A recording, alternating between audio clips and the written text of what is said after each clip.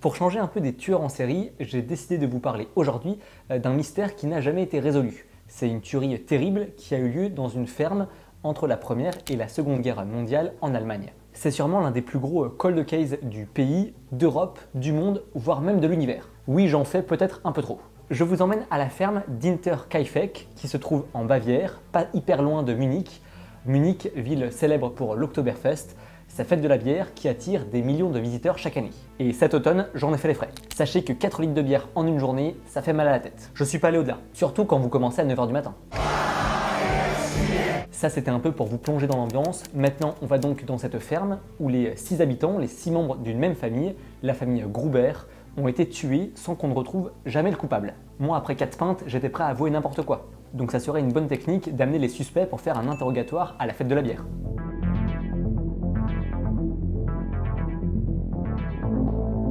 Dans la famille Gruber, je voudrais Andreas, le grand-père, Casilia, la grand-mère, la fille Victoria et les 2 petits-enfants. Casilia, pour rendre hommage à Mémé, et Joseph, le petit dernier.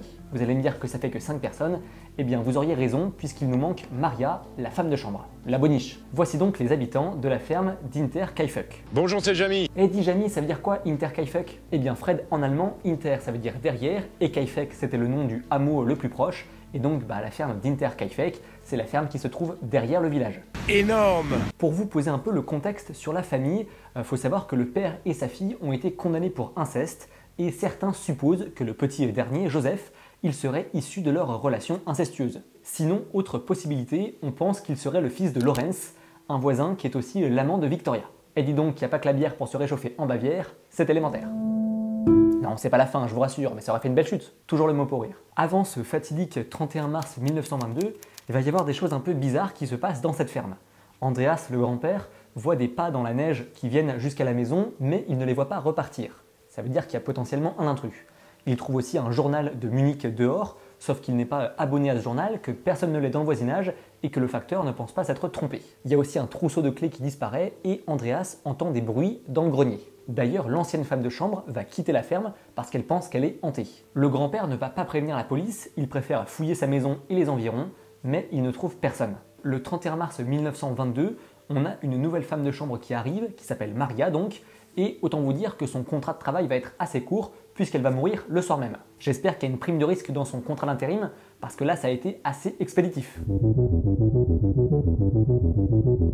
On ne connaîtra jamais le déroulé précis des crimes, il y a une seule chose qui est sûre, c'est qu'on a 4 membres de la famille, papy, mamie, maman et la jeune Casilia, qui sont attirés dans la grange, peut-être parce qu'il y a du bruit à l'intérieur, et ils vont être retrouvés morts dedans. D'ailleurs la jeune fille a agonisé durant plusieurs heures et elle s'en est arraché des touffes de cheveux. Joseph, le jeune garçon, sera tué dans la chambre de sa mère et Maria dans sa propre chambre. Le meurtre a eu lieu un vendredi et on pense que le ou les criminels sont restés durant tout le week-end à l'intérieur de la ferme car on voit qu'il y a à manger dans la cuisine et qu'ils se sont servis du pain et du jambon. Un petit casse-croûte quoi. Un jambon beurre ça passe bien. Surtout qu'en plus probablement que le jambon c'est du jambon de la ferme avec des cochons de la ferme. Donc on favorise les producteurs locaux et les circuits courts. C'est une super démarche. On peut être un tueur et aimer la charcute, hein. Ils auraient pu se faire une raclette. Durant le week-end, on voyait de la fumée sortir de la cheminée et les animaux de la ferme ont même été nourris par les tueurs. C'est sympa de leur part. C'est pas parce qu'on tue une famille qu'on doit laisser mourir de faim les cochons. Surtout qu'ils vont faire après du super jambon. À la reprise le lundi, on s'inquiète de ne pas voir Casilia aller à l'école. On a un vendeur de café qui passe pour faire de la vente à domicile et il n'y a personne qui lui répond. Après, moi je ne réponds pas non plus aux démarcheurs qui viennent à ma porte me casser les couilles pour me proposer un fournisseur d'électricité moins cher. On a également un réparateur qui vient réparer, comme son nom l'indique, une machine agricole. Alors il est un peu étonné parce qu'il n'y a personne pour l'accueillir, mais il fait quand même son boulot. Et au bout d'un moment, on commence malgré tout à se dire que c'est pas normal toutes ces absences, et on a des voisins qui vont fouiller la maison et qui vont retrouver les cadavres. Une autopsie va avoir lieu le 6 avril, les cadavres sont décapités et on envoie leurs crânes à Munich pour les étudier. Et sachez d'ailleurs que les têtes vont finir par être perdues et donc on va devoir les enterrer décapités. Je ne sais pas comment on peut perdre des têtes, c'est pas commun, à moins que... J'ai perdu les têtes depuis que j'ai vu Suzette. Plusieurs chercheurs et enquêteurs, et même des amateurs, vont essayer de trouver la vérité durant des années. Mais on se doute qu'après 100 ans, les suspects sont morts, l'enquête n'a pas été faite de manière incroyable, et il n'y avait d'ailleurs pas énormément d'indices. D'ailleurs, les preuves qui ont été perdues, le manque d'éléments dans le dossier et le décès de certains suspects rendent cette affaire complètement impossible à résoudre. Du moins, ça c'est la conclusion d'une académie de police qui a étudié le cas en 2007. Au moins, ça fait des devoirs pour les apprentis policiers. On a pu penser à un cambriolage commis par des vagabonds qui étaient de passage dans la région, mais une grosse somme d'argent va être retrouvée dans la ferme, donc il ne semble que rien n'a été volé. On remarque qu'il y a des tuiles qui ont été enlevées sur le toit, donc ça pouvait peut-être permettre à des gens de passer à l'intérieur, ou du moins de surveiller et d'inspecter les environs pour voir qui est-ce qui passait dans le coin. On voit aussi qu'il y a un trou sous la paille qui peut permettre de se dissimuler. Alors c'est parfait pour un cache-cache quand tu as envie de jouer, mais là pour le coup c'est pas le cas. Là ça a plutôt donné des idées de planque aux tueurs. Un an après le drame, la ferme va être démolie.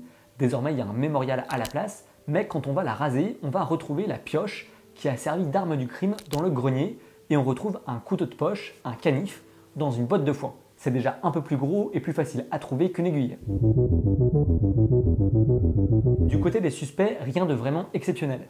On a quelqu'un qui dit qu'il a vu 2 personnes proches de la ferme au moment des faits. Ce sont 2 personnes qui se sont retournées pour ne pas qu'on voit leur visage quand on s'est approché d'elles, et donc ça peut paraître un peu louche. L'un des principaux suspects, ça sera Lawrence, le voisin et l'amant de Victoria la fille et le père potentiel du petit Joseph.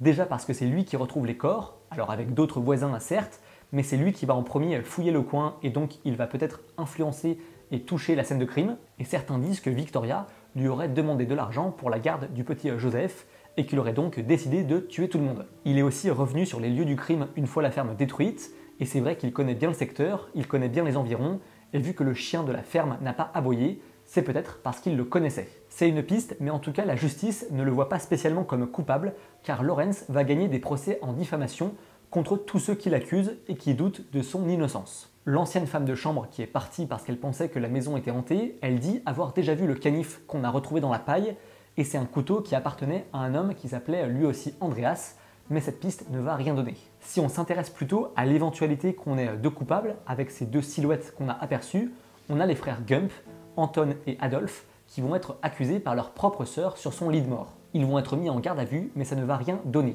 Et Adolf finira par mourir en 44. Tiens donc, un Adolf qui meurt en 44. Est-ce qu'on est sûr que son vrai nom de famille c'était Gump? Ça commençait pas plutôt par un H? En tout cas, il y a le 3e frère qui court toujours et qui s'appelle Forrest. C'est épuisant d'être drôle, hein. J'ai sorti toutes mes blagues là, j'ai donné tout ce que j'avais. L'ancienne bonne va aussi balancer d'autres suspects. Je sais pas ce qu'elle a fait durant la Seconde Guerre mondiale, mais là on est pas mal au niveau dénonciation. Un joli palmarès. Une bonne allemande.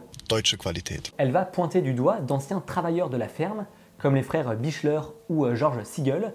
Ce sont des gens qui ont participé à des récoltes de pommes de terre, qui pouvaient être connus du chien pour ne pas qu'il aboie, et qui savaient peut-être que la famille gardait caché un sacré pactole dans la ferme. Ça peut en motiver plus d'un. On aura aussi la théorie assez farfelue d'un auteur américain, Bill James, qui est spécialisé dans le baseball et les statistiques sportives, qui va écrire un livre sur un certain Paul Mueller, qui serait suspecté d'avoir tué des familles aux États-Unis, et on aurait des similitudes comme le choix de tuer dans des maisons isolées et de ne pas cambrioler les lieux. Et ce Paul Mueller, il serait rentré dans son pays d'origine, à savoir l'Allemagne, pour ne pas se faire attraper car la police en Amérique commençait à être sur ses traces. Et donc c'est lui aussi qui aurait commis ce meurtre. Une sacrée performance. Après, est-ce qu'on doit faire confiance à un spécialiste du baseball pour ce genre d'histoire? Je suis pas sûr.